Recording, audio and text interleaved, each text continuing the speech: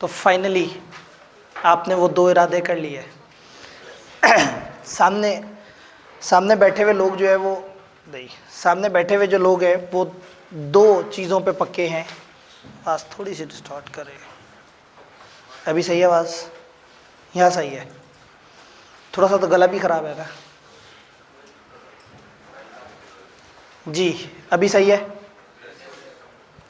थोड़ी कम कीजिए, बेस थोड़ी सी कम। एक मिनट, बेस थोड़ी सी कम।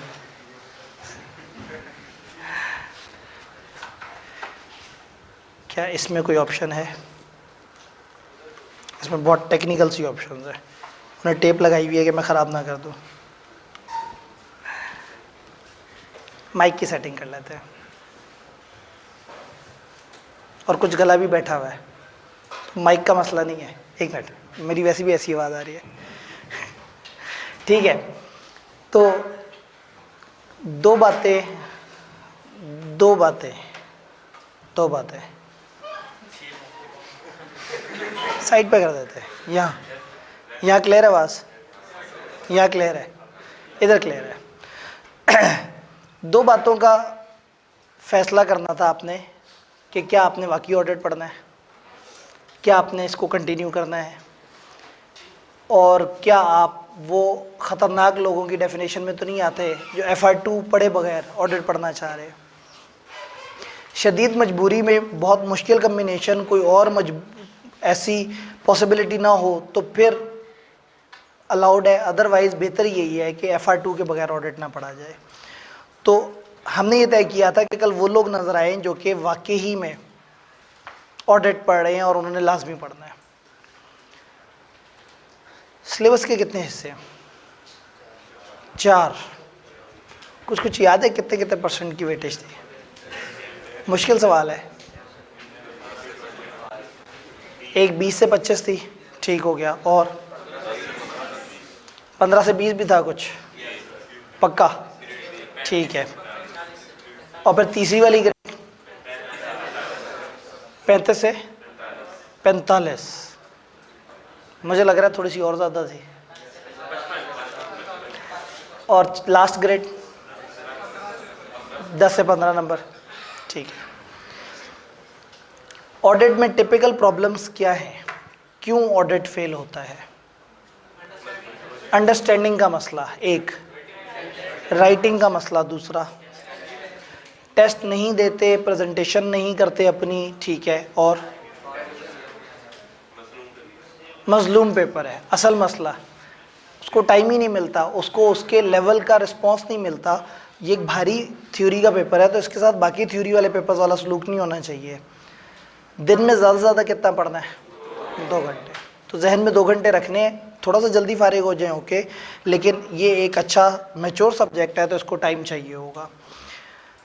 कल के लेक्चर से रिलेटेड कोई बात जो नहीं समझ आई, कोई बात जो ज़्यादा समझ आ गई?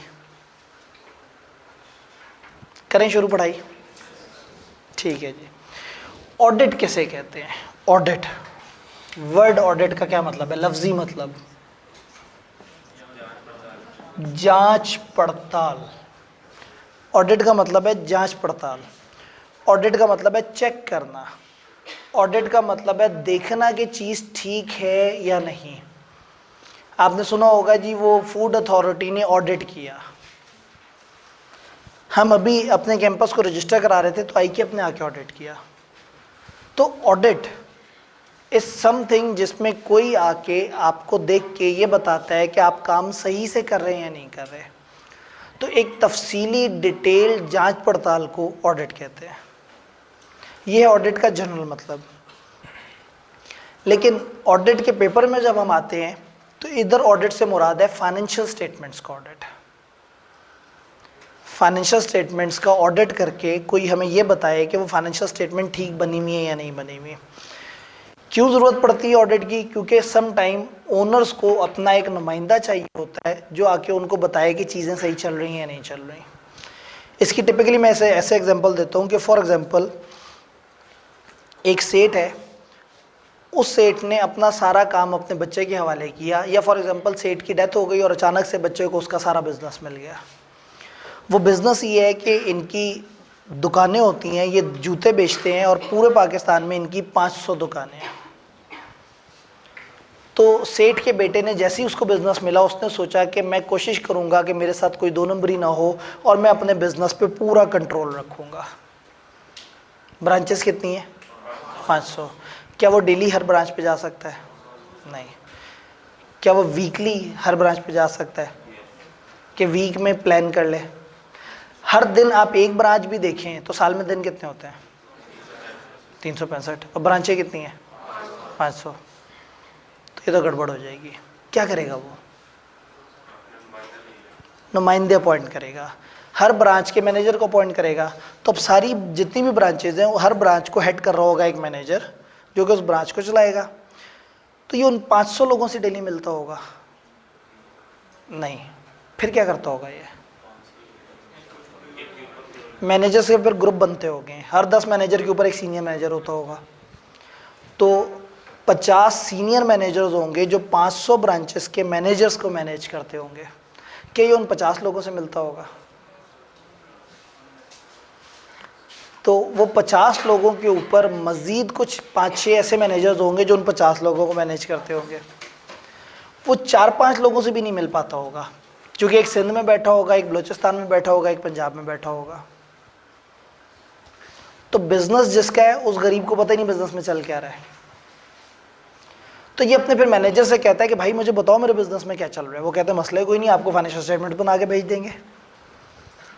इसको जनाब फाइनेंशियल स्टेटमेंट बना के भेज देते हैं। इसके सामने 2 कागज़ आते हैं, इस पर एक अजीब सा लफ्ज़ लिखा होता है स्टेटमेंट ऑफ फाइनेंशियल पोजीशन, दूसरे पे लिखा होता है स्टेटमेंट ऑफ कंप्रिहेंसिव इनकम। वो अपने मैनेजर से कहता है, मैंने कहा था मुझे अकाउंट्स बना के ला के दो। उन्होंने कहा आजकल अकाउंट्स ऐसे ही होते हैं। तो आपने कहा था ना ज़रा मुझे अकाउंट्स ला के दो, मैंने हिसाब किताब देखना है, ये पकड़े अकाउंट्स। अब वो गरीब कभी अकाउंट्स को देखे, कभी मैनेजर्स को देखे, उसको पता ही नहीं इस कागज़ का क्या करना है। फिर एक काम कर ले, भरोसा कर ले कि ये लोग सही काम कर रहे होंगे। ये जब 500 ब्रांचेस को तनख्वाह जाती होगी, एक मेन अकाउंट से जाती होगी, और वो तनख्वाह देने से पहले ये 500 ब्रांचेस में जाके उस बंदे को मिल के हाथ मिला के आते होंगे जिसको पैसे देने हैं? नहीं।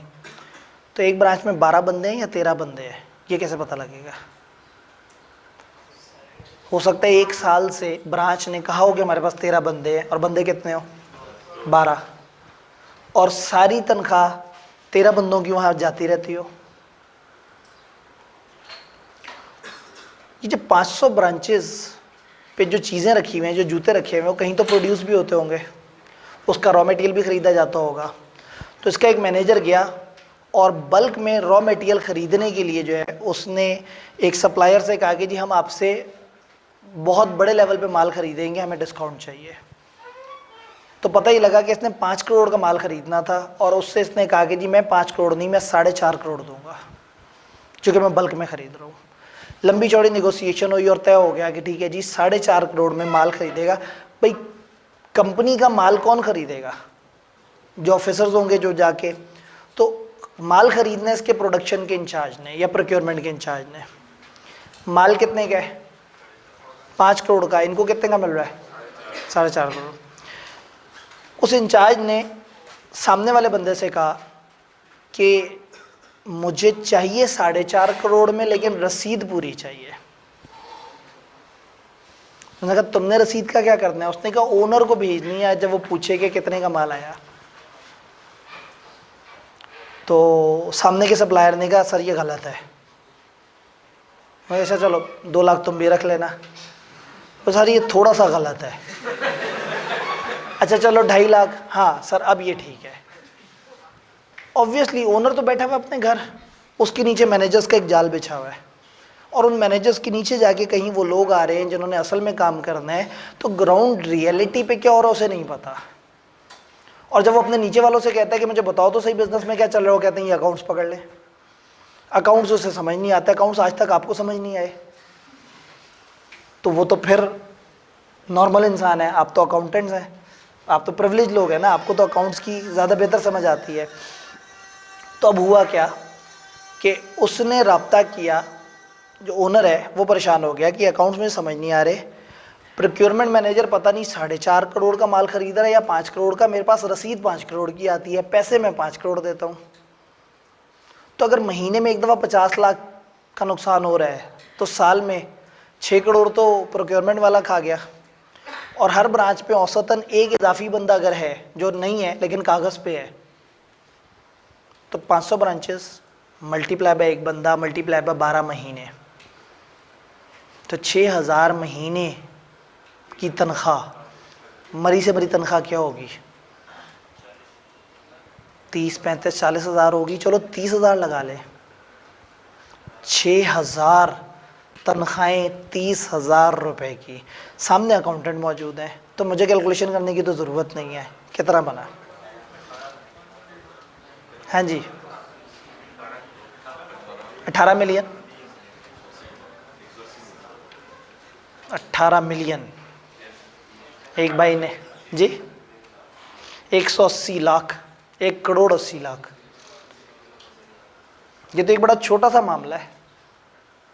हर ब्रांच पे एसी रिपेयर होते होंगे, कैसे पता? कागज़ आ गया, उस पर लिखा हुआ एसी रिपेयर हुए थे। हर जगह बिजली की तारें डलती होंगी, हर जगह कुछ सफाई सुथराई वाले काम होते होंगे, पता नहीं होते या नहीं होते, कागज़ पे आ रहे हैं। तो ओनर बेचारा फंसा हुआ है कि वो ओनर बिजनेस का ओनर है लेकिन उसे पता नहीं नीचे हो क्या रहा है, और वो भरोसा कर रहा है मैनेजर्स पे, और वही मैनेजर्स धोखा दे रहे हैं जिनके ज़िम्मे अकाउंट्स बनाए, जिनके ज़िम्मे सारा कुछ। तो सोचता है कि इस मसले का क्या हाल है। एक तो मुझे अकाउंट्स का भी नहीं पता, ऊपर से मेरी गवर्नेंस भी बहुत बेहतर नहीं है। उसे याद आता है अपना एक दोस्त, मैट्रिक के बाद किसी वजह से खुदकुशी करने लगा था। किसी ने मशवरा दिया कि एफएससी के बाद सीए कर लेना। वो मायूस दोस्त उसे याद आया कि उसने सोचा था मेरी ज़िंदगी में ना, मतलब या मौत है या मैं कुछ मौत के करीब करीब का कुछ करना चाहता हूँ। तो उसने सीए में दाखिला ले लिया था। 13-14 साल पुरानी बात है, हो सकता है अब तक फाइनल में पहुँच गया हो, फाइनल्स के कुछ पेपर रहते हो। तो बहरहाल उसने उससे रब्ता किया तो वो क्वालिफाई कर चुका था। तो उसने कहा यार वो ना मुझे बड़ी परेशानी है, मेरा एक बिज़नेस है बड़ा सारा, और जब मैं उनसे हिसाब किताब मांगता हूँ तो मुझे वो 2 कागज़ के टुकड़े ला के दे देते हैं, अजीब अजीब से लफ्ज़ लिखे हुए। ज़रा रुकना 1 minute, A statement of financial position. वो चार्टर्ड अकाउंटेंट दोस्त कहता है बस रुक जाओ, मुझे समझ आ गया तुम्हारा मसला। तो यार मैंने ऑडिट कराना है, तुम्हें अकाउंट्स का पता है? उसने कहा मुझे जो पता है वो किसी को नहीं पता। तो कहा मुझे टैक्स का भी पता है, मुझे बिज़नेस का भी पता है। ठीक है, तो मैं आके तुम्हारे बिज़नेस को तुम्हारे बिहाफ पे चेक कर दूंगा। बस एक काम करो, एक तो अपने स्टाफ से कहो कि मैं तुम्हारा नुमाइंदा बन के आ रहा हूँ, मुझे रोके कोई ना। मैं जिस एरिया में जाना चाहूँ, जो रिकॉर्ड देखना चाहूँ, जिस बंदे से इन्वेस्टिगेशन करना चाहूँ, जो जांच पड़ताल करना चाहूँ, जो तहकीक करनी चाहूँ, मुझे वही पावर जोन जो ओनर्स को पावर मिली हुई है। ओनर ने कहा ओके ठीक है, ये मैं उन्हें कह दूंगा मेरा बंदा आ रहा है, वो आके चेक करेगा। दूसरा उसने कहा पैसे। उसने कहा यार तुम तो दोस्त थे मेरे। उन्होंने कहा अगर मैं दोस्त था तो इतने साल जब मैं गुर्बत में जी रहा था तुम्हें मेरी याद ना आई, आज जब मैं चार्टर्ड अकाउंटेंट बन गया हूँ और मैं कुछ सर्विस देने की पोजीशन में हूँ तो तुम्हें मेरी याद आई है, पैसे लगेंगे। उसने कहा जी मैं 35 लाख में ऑडिट कर दूंगा। उसका 35 लाख। उसने कहा ठीक है फिर 8, 10, 15 करोड़ के, ठीक है फिर नुकसान भरते रहो हर साल। तो उसने कहा नहीं यार ज़रा डिस्काउंट कर लो। तो खैर बहरहाल कहीं 20-25 लाख रुपए में इनका ऑडिट ठहरा। अब वो एक चार्टर्ड अकाउंटेंट आएगा, वो अपने साथ कुछ बंदों की टीम लेके आएगा। वो पहले इस इदारे को समझेंगे कि इदारा क्या है, फिर इसके रिकॉर्ड्स को चेक करेंगे और चीज़ों को रिकॉर्ड के साथ मैच करके जहाँ जहाँ शक होगा, जिन जिन चीज़ों को, उनका डिटेल से जायज़ा लेंगे। फाइनेंशियल स्टेटमेंट में मौजूद हर एरिया को ऑडिट करेंगे, सेल्स का, परचेज का, debtor, creditor, non current assets, intangible assets, हर चीज़ को अकाउंटिंग पॉइंट ऑफ व्यू से देखेंगे और फिर स्टैंडर्ड्स के मुताबिक देखेंगे कि क्या वो चीज़ एग्जिस्ट करती है, क्या उसके सारे रूल्स पूरे हो रहे हैं, क्या वो सारी फॉर्मेलिटीज़ जो एक्सपेंस रिकॉर्ड होने की होनी चाहिए वो हो रही हैं। थोड़ा बहुत इनको कुछ फ्रॉड्स वगैरह का भी पता लग जाएगा, कुछ और बातें भी इनके सामने आएंगी। तो जब एक ऑडिटर आएगा और चीज़ों को देखेगा तो अल्टीमेटली बहुत सारे फ़ायदे होंगे। नंबर 1, ओनर को रात को चैन की नींद आएगी। नंबर 2, फाइनेंशियल स्टेटमेंट पे ट्रस्ट आ जाएगा, फाइनेंशियल पे जो लिखा है उस पर एतबार आ जाएगा कि जो लिखा है वो ट्रू एंड फेयर है, वो सही है। टैक्स वालों का जब टैक्स का रिकॉर्ड हम भर रहे होंगे हमें टेंशन नहीं होगी कि अकाउंट सही बने हुए हैं। किसी ने भी कंपनी में इन्वेस्ट करना होगा वो कहेगा अकाउंट्स देख लूँ। अब अकाउंट्स में तो कुछ भी झूठ लिखा जा सकता है, लेकिन वो अकाउंट जिनका इंडिपेंडेंट ऑडिट हुआ हुआ है वो भी अच्छा होगा। तो हुआ ये कि ऑडिट एक ऐसी एक्टिविटी है जिसमें एक भाई साहब आते हैं, फाइनेंशियल स्टेटमेंट्स को बहुत डिटेल से चेक करते हैं और ये देखते हैं कि क्या financial statement true and fair view दे रही हैं या नहीं दे रही, क्या गिवन इंफॉर्मेशन, एविडेंस, रसीदें, रिकॉर्ड, वाकयात, मामलात ट्रांसलेट कर रहे हैं फाइनेंशियल स्टेटमेंट के ऊपर। तो ऑडिटर के आने से गवर्नेंस भी बेहतर होती है, ऑडिटर के आने से चोरों का डर भी ख़त्म हो जाता है। अब जब भी कोई बेईमानी कर रहा होगा उसे ये डर होगा कि भाई ओनर अकेला नहीं है, एक ऑडिटर है जो बड़ा पढ़ा लिखा है, तो ऑटोमेटिकली कुछ लोग डर के मारे बेईमानी नहीं करेंगे। तो एक तो क्वालिटी ऑफ अकाउंट्स बेहतर हो जाएगी, कुछ फ्रॉड्स जो पहले ज़्यादा होते थे वो कम हो जाएंगे, कुछ ये भाई साहब भी शायद आइडेंटिफाई कर दें। इसका मेन काम फ्रॉड पकड़ना नहीं है, लेकिन हो सकता है इसको वर्किंग के दौरान कुछ फ्रॉड भी सामने नज़र आ जाए। तो ऑडिट के कोई से 10 फ़ायदे मुझे ऑडियंस से चाहिए, कोई से 10 फ़ायदे। अकाउंटेबिलिटी बेहतर हो जाएगी जी, ओनर नुकसान से बच जाएगा, बहुत सारे लॉसेस कम हो जाएंगे, ट्रस्ट डेवलप हो जाएगा, फाइनेंशियल स्टेटमेंट ट्रस्ट वर्दी आइटम बन जाएगा जिसको देख के कोई भी अपनी डिसीजन मेकिंग बेहतर कर सकता है। मैनेजर्स सही काम करना शुरू कर देंगे, पब्लिकली इस इदारे की रेपुटेशन इंक्रीज हो जाएगी कि यार उन्होंने तो एक बड़ा इंडिपेंडेंस ऑडिट करवाया हुआ है, प्रॉफिटेबिलिटी इंक्रीज हो जाएगी, ओवरऑल ट्रस्ट इंक्रीज हो जाएगा, लॉसेस जो होने थे वो बच जाएंगे, ये पॉइंट डिस्कस हुआ। और जी फ्रॉड कम हो जाएंगे, रिड्यूस हो जाएंगे, या होने की प्रोबेबिलिटी भी कम हो जाएगी, और जो हो चुके हैं हो सकता है उनमें से भी कोई सामने आ जाए। जी किस चीज़ में? बिजनेस के ऑपरेशन इंप्रूव करने की गुंजाइश मिल जाएगी। जब एक ऑडिटर कहेगा ना कि गलती हुई है तो फिर देखेंगे वो गलती क्यों हुई है या ये फ्रॉड क्यों हुआ, तो पता लगेगा कुछ कंट्रोल्स में हमारे कमी थी, कुछ चेक एंड बैलेंस सही नहीं थे, तो सिस्टम इंप्रूव करने का मौका मिल जाएगा, गवर्नेंस इंप्रूव हो जाएगी। Users of the financial statement बहुत ही ईजी हो गए, फाइनेंशियल स्टेटमेंट की बेस पे डिसीजन ले सकते हैं। मैंने 6 करोड़ इन्वेस्ट करना है एक कंपनी पे और मुझे यही डर है कि पता नहीं अकाउंट्स में जो कंपनी का स्टेटस आ रहा है वो सही है या नहीं, क्या कंपनी के वाकई इतने एसेट्स हैं जितने इस पे दिखाए जा रहे हैं, क्या फलाना काम इस तरह से हो रहा है। तो होगा ये कि कंपनी के ऊपर ट्रस्ट ज़्यादा डेवलप हो जाएगा सबका।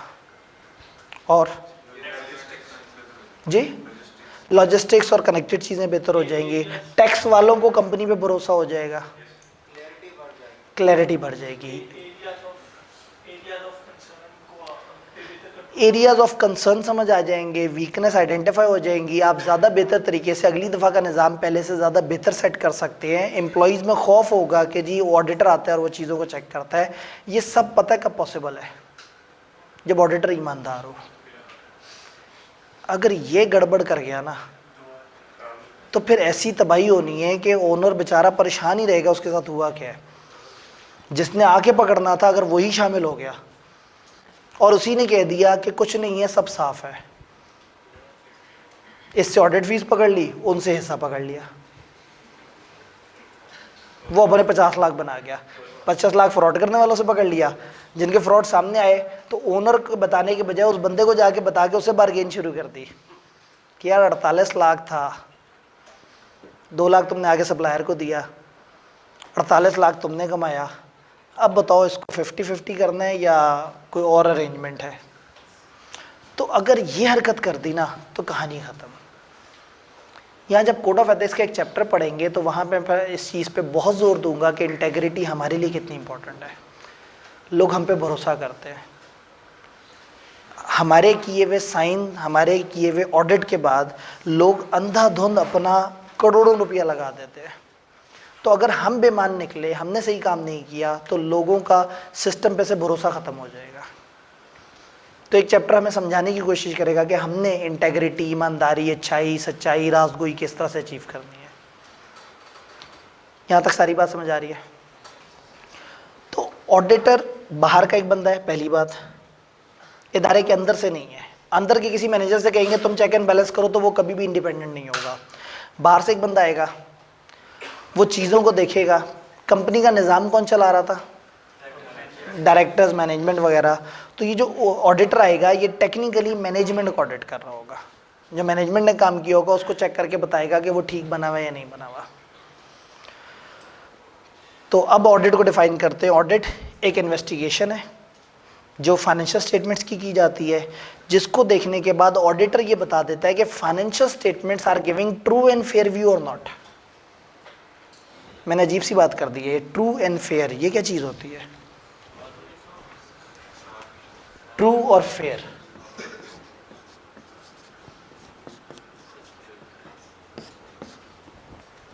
True fair. ट्रू का क्या मतलब है? अकाउंट सच्चे होने चाहिए। फेयर, शफाफ होने चाहिए। तो सच्चे शफाफ नहीं होते।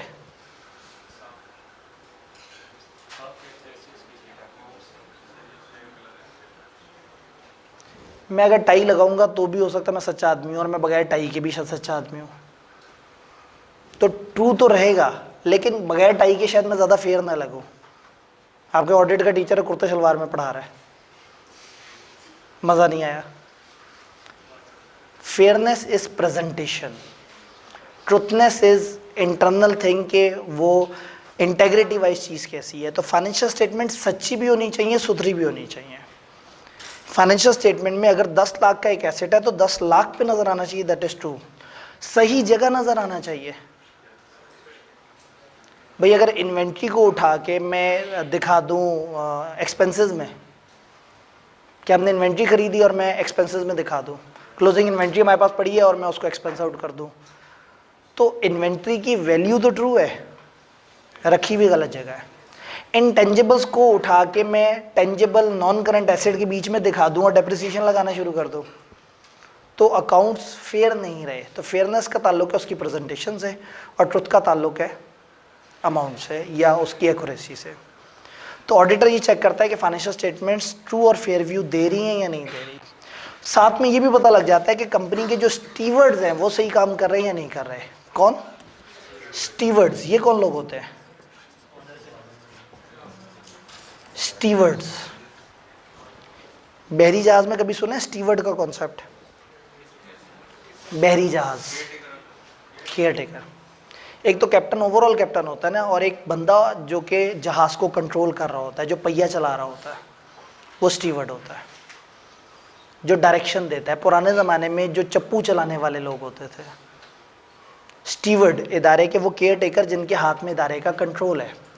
तो वो स्टीवर्ड अगर वो पहिया थोड़ा सा गलत घुमा दे, वो ग्लेशियर से टकरा जाए, और फिर तकरीबन 1.5 घंटे के इंतज़ार के बाद आहिस्ता आहिस्ता बहरी जहाज डूब जाए।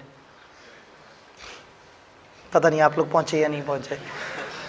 तो स्टीवर्ड वो लोग हैं जिनके हाथ में इदारे का कंट्रोल है। अगर हम बहरी जहाज़ में कई हज़ार लोग बैठे हैं और उसका कंट्रोल गलत बंदे के हाथ में दे दिया है, तो पूरा इदारा तबाह हो जाएगा।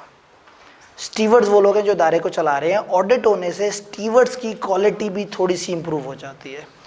ऑडिट होने से अकाउंटेबिलिटी आ जाती है कि स्टीवर्ड्स अपना काम सही कर रहे हैं या नहीं कर रहे। डन? यहाँ तक हमने जितनी बातें पढ़ी हैं उसमें कोई कन्फ्यूजन? पक्का? जी जी। क्या ज़रूरी है कि ऑडिटर इंडिपेंडेंट हो? सम टाइम छोटे मोटे इदारों में या छोटे मोटे ऑडिट्स के लिए आप अपने इंटरनल बंदे भी लेके आ सकते हैं। लेकिन अगर एक बाहर का बंदा नहीं आएगा, वो डायरेक्टर का जानने वाला होगा या मैनेजर का भाई होगा या मैनेजर का ही कोई और एम्प्लॉई होगा, तो वो क्या सही से ऑडिट कर सकेगा? बहुत ज़्यादा चांसेस हैं कि वो बाइस्ड हो जाएगा, बहुत ज़्यादा चांसेस हैं कि वो इन्फ्लुएंस हो जाएगा। तो एक अच्छा ऑडिटर होता है एक्सटर्नल इंडिपेंडेंट ऑडिटर। तो ऑडिटर की इंडिपेंडेंस जितनी बेहतर होगी उतना अच्छा है।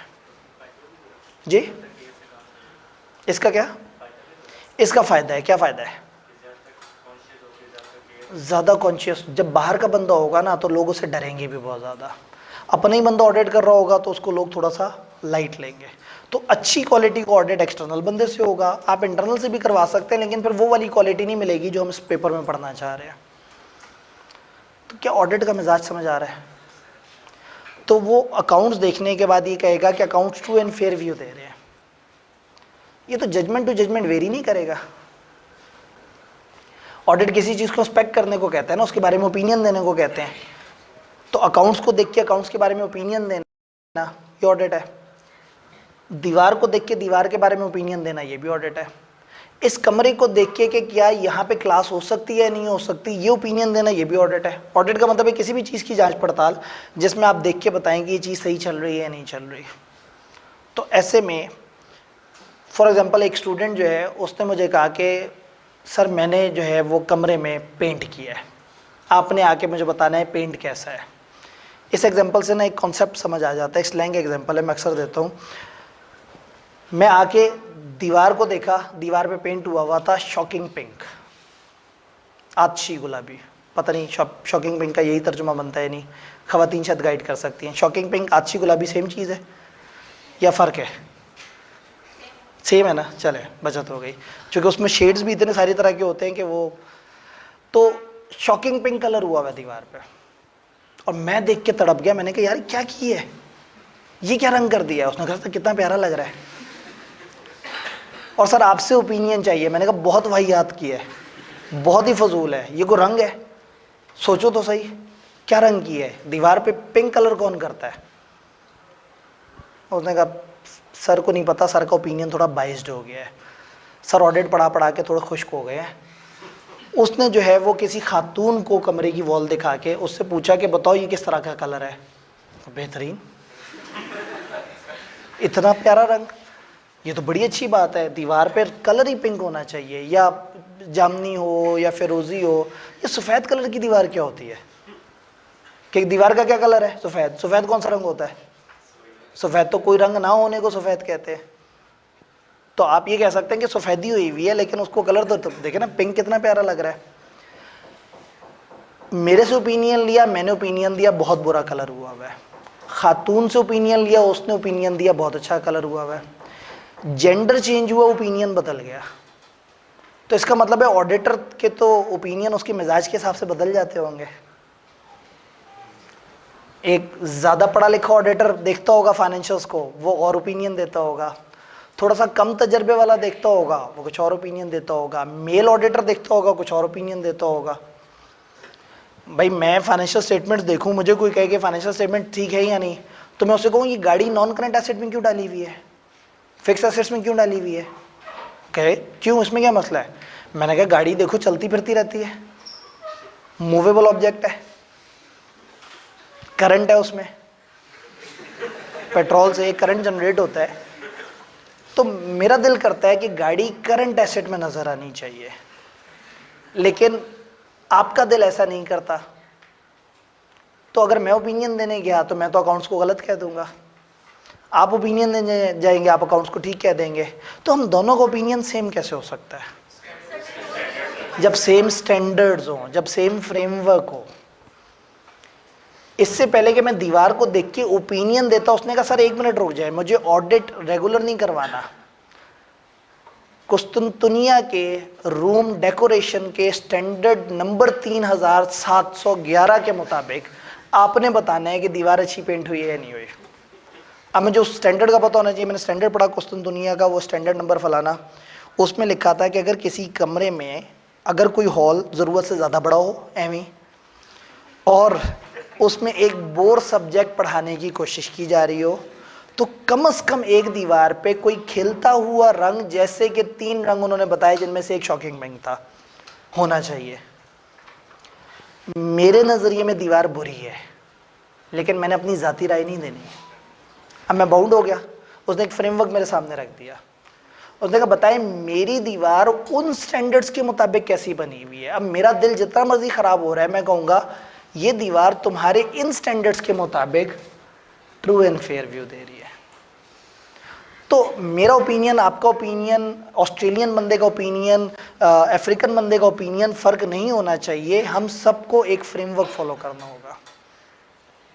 तो दीवार पेंट करने वाले ने एक फ्रेमवर्क के मुताबिक दीवार पेंट की, तो चेक करने वाला भी क्या करे? फ्रेमवर्क के मुताबिक देखे। तो अकाउंट्स बनाने वाले अकाउंट्स किस पैटर्न पे बनाते हैं, किस फ्रेमवर्क पे बनाते हैं? स्टैंडर्ड्स। हाँ, मैं यही है ना, टीचर कहते हैं कि जी इसके 6 डिस्क्लोजर होने चाहिए, उसके 4 होने चाहिए, आप कहते हैं क्यों? वो कहते हैं जी स्टैंडर्ड ने कहा।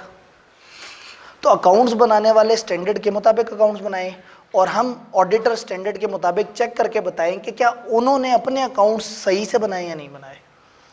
तो इसका मतलब मैं ऑडिट की डेफिनेशन को मज़ीद ब्रॉड कर लूँ, फाइनेंशियल स्टेटमेंट की इन्वेस्टिगेशन जिसके बाद हम ये देख के बता सकें कि क्या financial statement are giving true and fair view in accordance with standards. तो अकाउंटिंग का फ्रेमवर्क, रिपोर्टिंग का फ्रेमवर्क, कोई भी जो भी स्टैंडर्ड्स है उनके मुताबिक।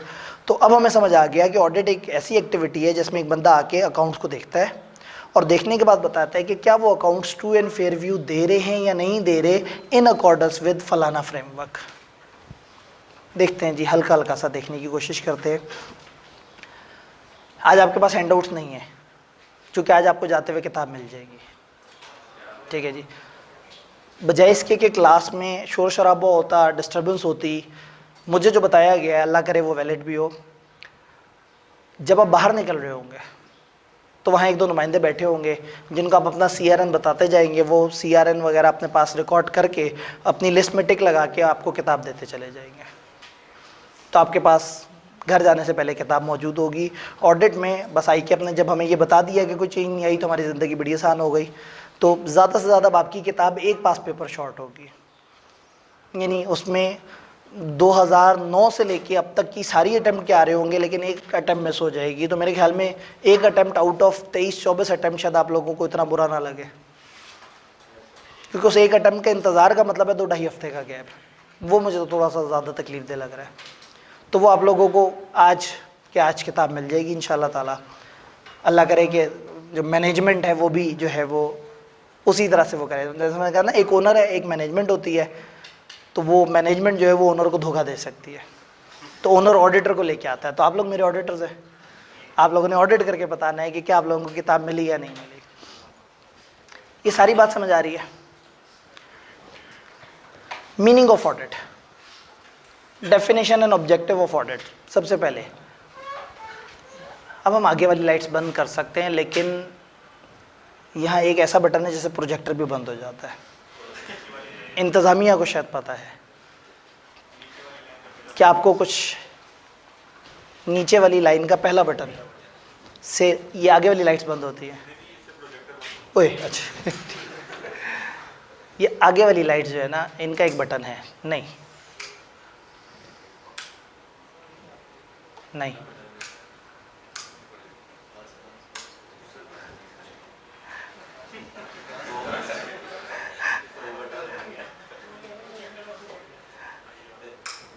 हाँ ठीक है।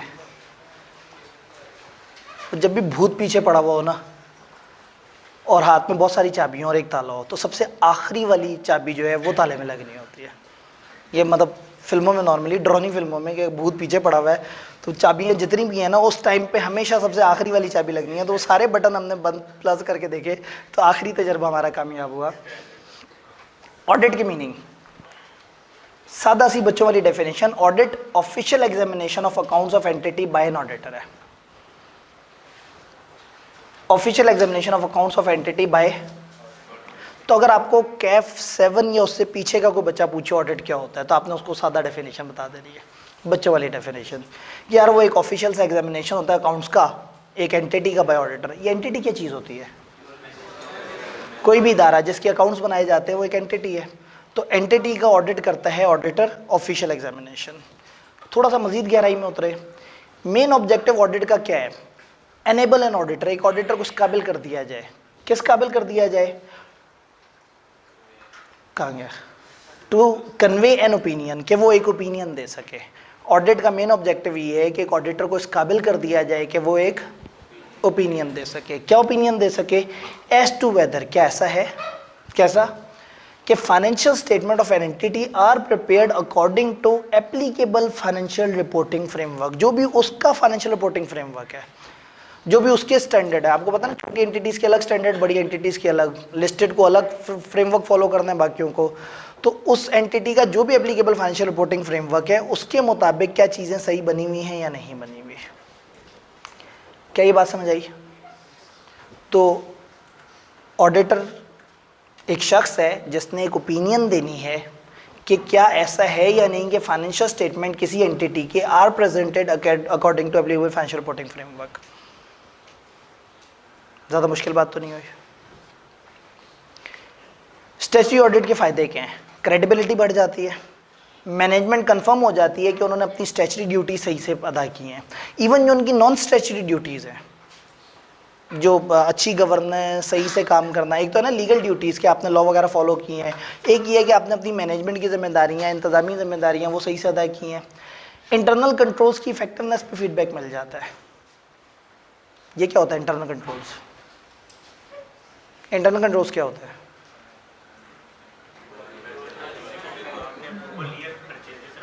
ठीक है, यानी कि जो भी मैनेजमेंट के लगाए गए प्रोसीजर्स हैं, सिस्टम है, उसको हम कहेंगे इंटरनल कंट्रोल।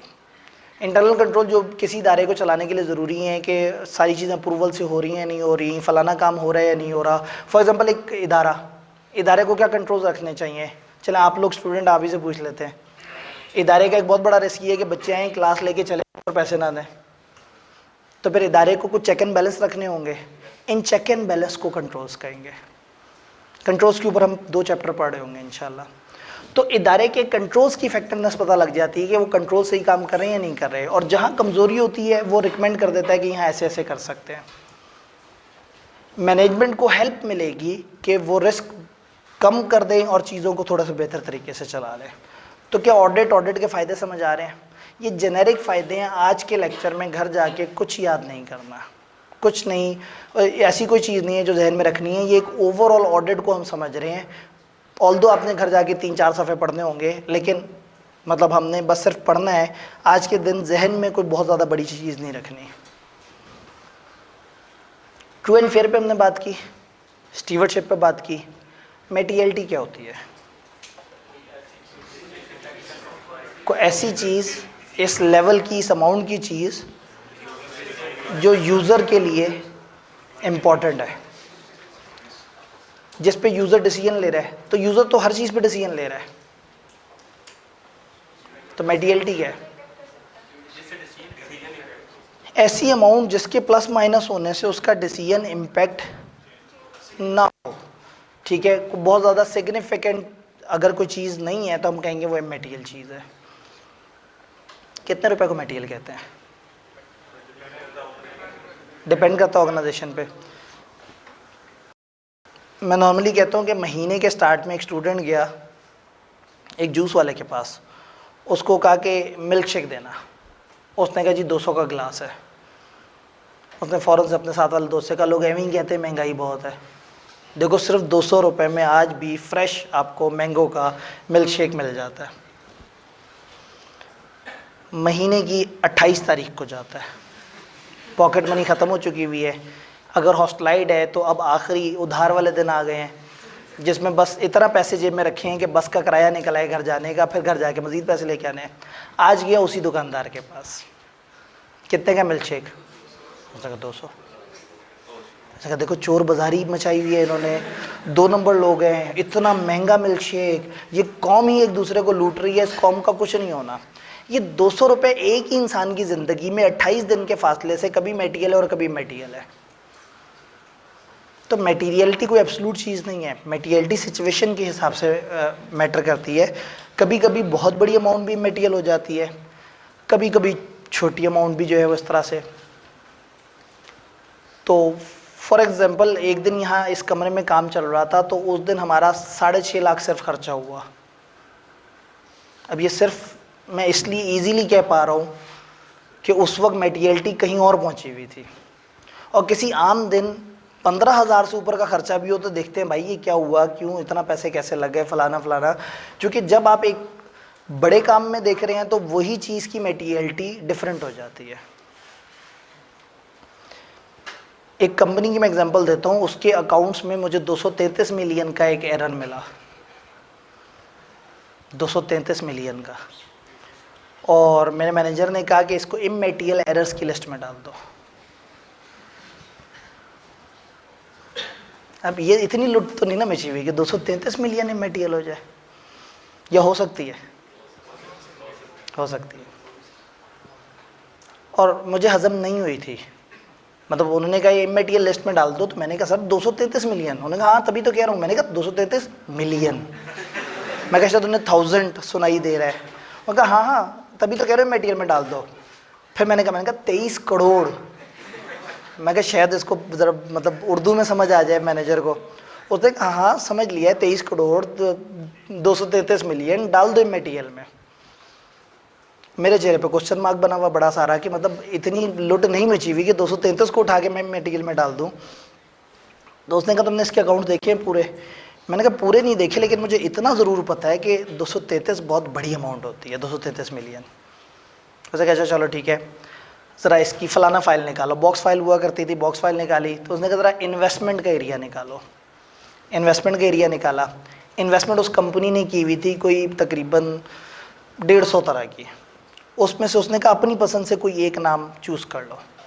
मैं सामने ज़रा एक हुब्बुल वतनी भी थी, एक जगह पाकिस्तान लिखा हुआ था, पाकिस्तान इन्वेस्टमेंट बॉन्ड। मैंने कहा हाँ ये पाकिस्तान इन्वेस्टमेंट बॉन्ड।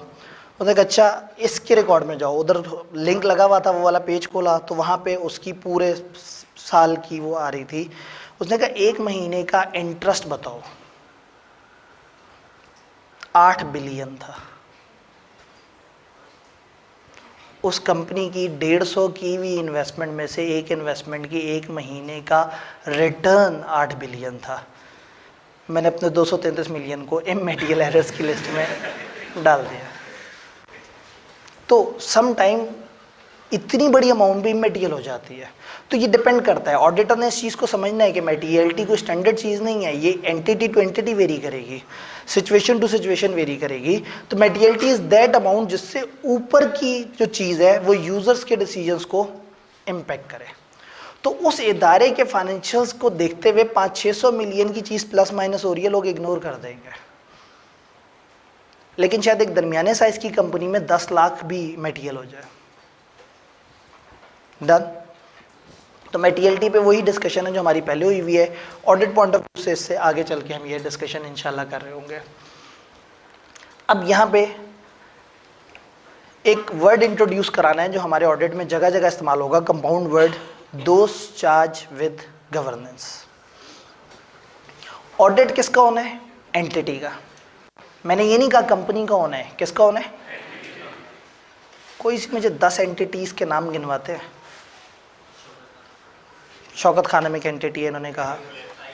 आई कैप एक एंटिटी है, SBI भी एक एंटिटी है, यूनिलीवर एक एंटिटी है, PSO एक एंटिटी है, एक सादा कपड़े की दुकान वाला बिजनेस भी एक एंटिटी है, नेस्ले भी एक एंटिटी है, कोका कोला एक एंटिटी है, हमारे मोहल्ले में खुला हुआ एक स्कूल वो भी एक एंटिटी है। तो entity is anything, any organization जो बिजनेस कर रही है जिसके अकाउंट्स बनते हैं। तो हर एंटिटी के ओनर्स के नाम फर्क होते हैं। कपड़े की दुकान जो एंटिटी है उसमें ओनर जो है वो दुकान का मालिक होगा। एक लिस्टेड कंपनी में ओनर्स कौन होंगे? Share holders. क्या सारे शेयर होल्डर्स कंपनी में सर पे बैठे होंगे? उन्होंने कुछ लोगों को बिठाया होगा अपनी जगह। वो कौन लोग होंगे? डायरेक्टर्स। एक स्कूल में ओनर कौन होता है? अक्सर प्रिंसिपल होता है, और अक्सर अगर इन्वेस्टर अलग हो तो एक इंतज़ामिया की टीम होती है जिसको हेड प्रिंसिपल कर रहा होता है, या एक बोर्ड ऑफ ट्रस्टी होता है जो उसको कंट्रोल कर रहा होता है। फौज में मैं क्या, फौज में नवाज शरीफ, वाह जी वाह। अगर उतना ओनर होता तो वो खुद बाहर क्यों बैठा हुआ होता? जी, रियासत ओनर है। लेकिन रियासत कहाँ है? रियासत को देखा कभी? तो रियासत को कुछ ठेकेदार चाहिए चलाने के लिए। तो दोज चार्ज विद गवर्नेंस या एक इदारे के ओनर्स को कहते हैं, या उस इदारे को कंट्रोल करने वाले वो लोग जो ओनर्स के बिहाफ पे कंट्रोल कर रहे होते हैं उन्हें कहते हैं। तो एक छोटे सेटअप में उसका ओनर कहलाएगा दोस्त शाह विद गवर्नेंस, और एक बड़े सेटअप में board of directors, board of trustees, governors, principles या इस तरह के लोग, ये कहलाएंगे दोस्त शाह विद गवर्नेंस। तो दोस्त शाह विद गवर्नेंस इदारे के ओनर या ओनर के नुमाइंदे हैं, ये चाहते हैं कि ऑडिट हो। ऑडिटर ऑडिट करता है, और तीसरी पार्टी है मैनेजमेंट, जिसने काम किया होता है उसको चेक किया जाता है वो काम सही कर रहे हैं या नहीं कर रहे। डन। बस आज की आखिरी बात, घबराए तो नहीं ना बैठे। स्टेट का ऑडिट भी होता है, फौज का ऑडिट भी होता है, सब सेटअप्स का ऑडिट होता है, पार्लियामेंट का ऑडिट होता है। तो गवर्नमेंट के अपने बहुत सारे फंक्शंस हैं जो ऑडिट कर रहे होते हैं, लेकिन वही वाली बात इंडिपेंडेंट वाली कि जो ऑडिट कर रहा होगा, जब वो एक गरीब रैंक का ऑफिसर होगा और जिसको ऑडिट कर रहा होगा वो बड़े रैंक का एक ऑफिसर होगा, पावर में भी उससे बहुत ऊपर होगा, तो ये बंदा इंडिपेंडेंट नहीं रहेगा, आउट हो जाएगा काम। तो मज़ा आता है जब आप एक्सटर्नल ऑडिटर होते हैं, आप कहीं पे भी जाके चौड़े होके किसी भी बड़े से बड़े आदमी को के खिलाफ रिपोर्ट दे सकते हैं कि हाँ भाई इस बंदे ने ये काम गलत किया है। जब आप फर्म में जाते हैं तो आपको पावर फील होती है, वो जो बचपन से अब तक की एक गुर्बत वाली फील थी ना कि मेरे तो अपने घर वाले मुझे नहीं पूछते, तो वो आप इदारे में जाते हैं तो वो कहते हैं ऑडिटर साहब आए हैं।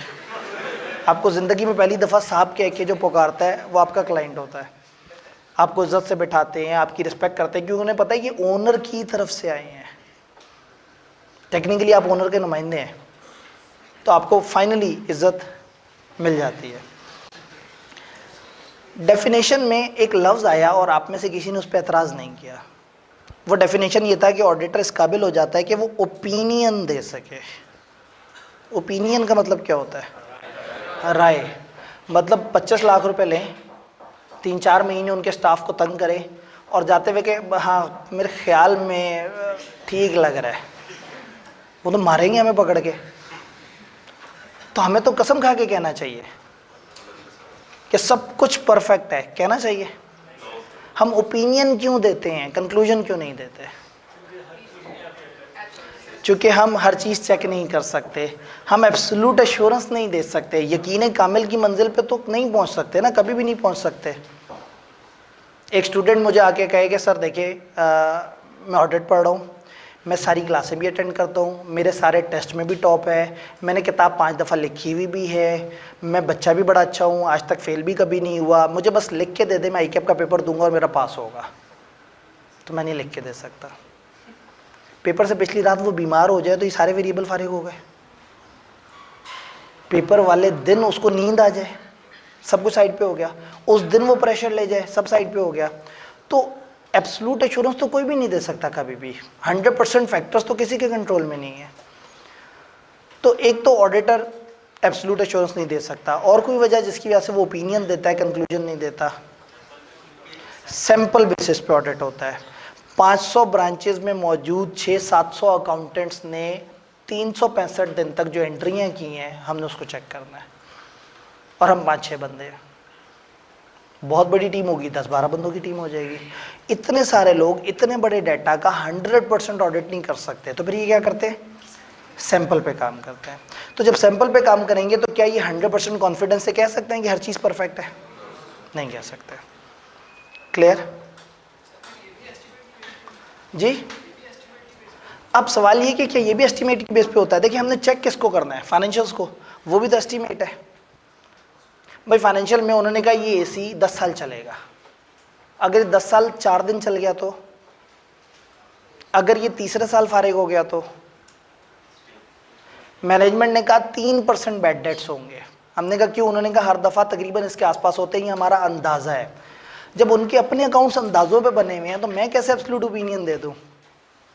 सब्जेक्ट मैटर ना, जो मुद्दा है, जो फाइनेंशियल है, अगर उसी में इतने सारे एस्टीमेट है तो मैं तो नहीं कभी उसके ऊपर भरपूर वो कर सकता। तो बहरहाल हमें ओपिनियन देना पड़ता है। हमारे पास टाइम कम है, हमारे पास रिसोर्सेज कम होते हैं, हम उतना परफेक्टली काम नहीं करते ना, हर चीज़ उतनी परफेक्ट होती है। अगर उनका सिस्टम जितना मर्जी मजबूत हो, क्या मैं सिस्टम पे भरोसा कर सकता हूँ? आप देखें मूवीज़ वगैरह में भरपूर मजबूत तरीन सिस्टम आप टूटते हुए देख रहे होते हैं। तो जितना मर्जी रोबस्ट सिस्टम क्यों ना हो, जितना मर्जी शानदार क्यों ना हो, वो टूट जाता है। देन ऑडिटर को जो एविडेंस मिलता है ना वो परसुएसिव होता है, कंक्लूसिव नहीं होता। क्या मतलब? परसुएसिव होता है, कंक्लूसिव नहीं होता। कंक्लूसिव का मतलब है हतमी, तो परसुएसिव का क्या मतलब होगा? कायल करने वाला, जो परसुएट कर रहा है। ऑडिटर ऑडिट करने आया, एक रसीद उसके सामने आई, 1 मई को इस कंपनी ने 3 लाख चीज़ें भेजी थी शुमाइल इंडस्ट्रीज़ लिमिटेड को। क्या 1 मई को यहाँ मौजूद था? क्या इसने वो 3 लाख चीज़ें मूव होती देखी हैं? इसने देखा है कागज़। कागज़ क्या बता रहा है? इस तारीख को 3 लाख चीज़ें मूव हुई थी। तो ऑडिटर को जो एविडेंस मिला है वो है परसुएसिव, वो कंक्लूसिव एविडेंस नहीं है। उसके सामने जो एविडेंस है उससे उसे लग रहा है कि ऐसा हुआ होगा। भाई मैं इस गैलरी से चलता हुआ आ रहा हूँ, अचानक से एक बच्चा भागता नजर आता है, उसके हाथ में एक बॉल पॉइंट है और बॉल पॉइंट खूनम खून हुआ है। कमरे के अंदर आते हुए एक बच्चा ज़मीन पे तड़प रहा है, उसके पेट से खून निकल रहा है। मुझे इससे ज़्यादा कुछ नहीं पता क्या हुआ होगा। वो वाला बच्चा बॉल पॉइंट उठा के इसके पेट में घोपा होगा और भाग रहा होगा। यही हुआ होगा ना, या इसके अलावा भी कुछ हो सकता है? हो सकता है इस बच्चे ने रिजल्ट देख के एक दर्दनाक सी चीख मारी हो और अपना बॉल पॉइंट अपने पेट में खुद ही घोप लिया हो, और उसका दोस्त इसकी मदद के लिए फर्स्ट एड किट लेने दौड़ा हो, फिर उसने सोचा हो कि खून निकलता रहा या पेट में घुपा रहा तो तकलीफ होगी, वो निकाल लिया हो। कमरे में तो कुछ भी हुआ हो सकता है। आपको एविडेंस क्या मिला? एक भागता हुआ बच्चा, चेहरे पे परेशानी, हाथ में बॉल पेंट, खूनम खून, और कमरे में एक तड़पता हुआ बच्चा। ये सारा एविडेंस आपको कायल कर रहा है कि मान लो कि मर्डर उसी ने की। तो कंक्लूसिव नहीं है। कंक्लूसिव चीज़ होती है आप जल्दी ओपिनियन बना लेते हैं। अदालत में 150 सबूत आ जाए, अदालत बहुत एहतियात कर रही होती है, लेकिन जब एनी शाहिद आ जाए, दोनों इकट्ठे, एनी शाहिद वो आई विटनेस को कहते हैं। मैंने कहा एनी शाहिद तो ये 2 अलग अलग लोग नहीं है, एनी और शाहिद। आपने कहा अगर अदालत में एनी और शाहिद आ जाए तो एनी शाहिद, आई विटनेस अगर आ जाए तो अदालत देर नहीं करती फैसला सुनाने में, क्योंकि द लेवल ऑफ एविडेंस जो उस बंदे के पास है वो बाकियों से बहुत ऊपर का है। तो ऑडिटर का लेवल ऑफ एविडेंस बहुत हल्का होता है। क्यों हल्का होता है? वो सिस्टम में उस वक्त मौजूद नहीं था, और लिखी हुई चीज़ से ये यकीन लगाना मुश्किल है कि क्या वाकई ऐसा हुआ भी होगा। तो ऑडिटर इसलिए एब्सोल्यूट एश्योरेंस नहीं देता। आज पहला दिन है और हमने फिर भी मुनासिब पढ़ ही लिया है। मतलब जब आप घर जाएंगे तो आपको पता लगेगा हमने कितना पढ़ा है। तो आपके घर जाने से पहले ही मैं कम से कम एक किताब अगर मेरे करीब ले आए तो मैं इनको पेजेस बता दूं, किताब के हिसाब से पेज का नंबर बता दूं। गालबन पहले 3 और पेज नंबर 17, पता नहीं, हो सकता है आगे पीछे हो।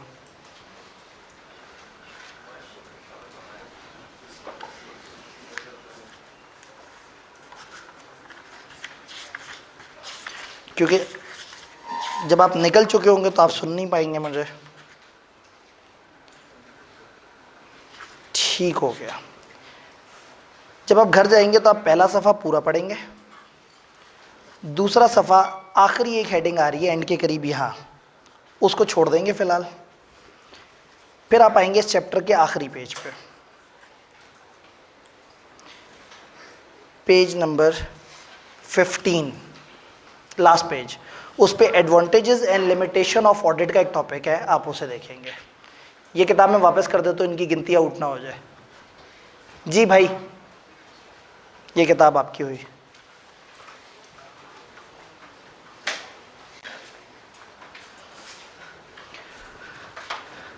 तो ये हमारी ओवरऑल अभी तक की डिस्कशन है। कोई कंफ्यूजन, कोई सवाल, कोई परेशानी? ऑडिट और फॉरेंसिक ऑडिट में क्या फ़र्क है? ऐसा ऑडिट जो इस इरादे से कराया जाए कि फ्रॉड हुआ है, चेक करो फ्रॉड हुआ है या नहीं हुआ, ये फॉरेंसिक ऑडिट है। और ये जिस ऑडिट का मैं जिक्र करूँ, ये जनरल ऑडिट है जो ओवरऑल फाइनेंशियल्स की क्वालिटी को बताता है कि उसमें जो चीज़ें लिखी हुई हैं वो ओवरऑल ट्रू एंड फेयर लग रही हैं या नहीं लग रही। जी, यहाँ से एक सवाल था। ठीक है।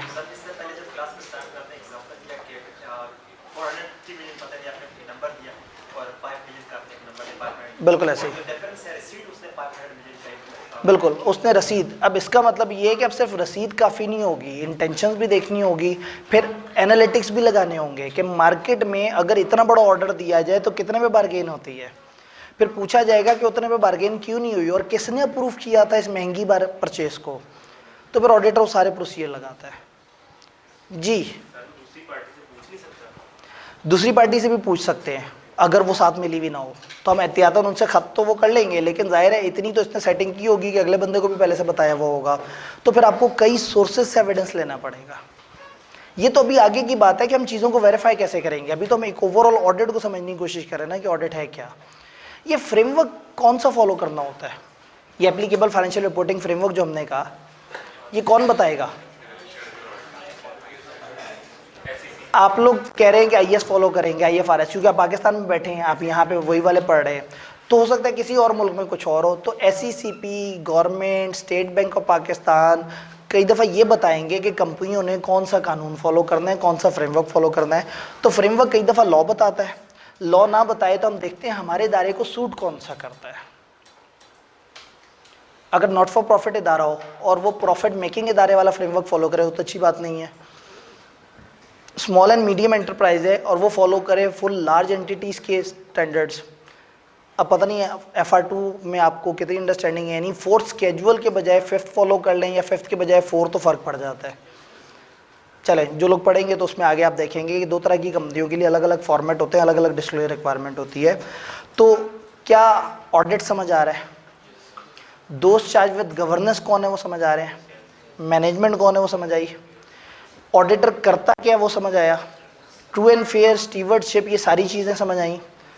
बस ये जो पहले पौने 2 सफ़े बताए हैं उनकी सिर्फ रीडिंग करनी है, और ये जो लास्ट पेज है, पेज नंबर 15 जो कि चैप्टर का लास्ट पेज है, उसको एक दफ़ा ज़रा ज़्यादा ध्यान से देखना। उसमें एडवांटेजेस दिए हुए हैं और लिमिटेशन दी हुई है। लिमिटेशन थोड़ी सी इंपॉर्टेंट है कि वो उसमें बताया है कि ऑडिट की प्रॉब्लम्स क्या हैं, ऑडिटर की वो क्या परेशानी है जिसकी वजह से वो एक एब्सोल्यूट एश्योरेंस नहीं दे पाता। डन। तो इंशाल्लाह ताला मिलते हैं, लेकिन मैं आपको दोबारा याद करा दूं कि इस वक्त आपको बाहर जाते हुए किताबें मिलेंगी। किताबें मेरे ख्याल में शायद अंदर ही आ गई हैं, तो मेरा ख्याल था शायद बाहर होंगी, तो बाहर जो निकलते जा रहे होंगे उनको मिलती जाएंगी, तो आप इजीली अंदर डिस्ट्रीब्यूट कर लेंगे। तो आप लोगों ने नज़्म ज़ब्त का आलमी मुज़ाहरा करना है। अगर तेज़ी दिखाने की कोशिश करेंगे तो सबका टाइम ज़्यादा लग जाएगा जी। भाई पीछे से एक एक करके बच्चे निकलते जाएंगे किताब पकड़ के वहाँ पे टिक लगवाते हुए, तो फास्ट हो जाएगा। हार्डली 5 मिनट लगेंगे, लेकिन आप एक अच्छी कौम साबित करेंगे। बल्कि काम करता हूँ, मैं रुका रहता हूँ, आप लोग जो है, ठीक है जी, इंशाल्लाह कल मिलते हैं।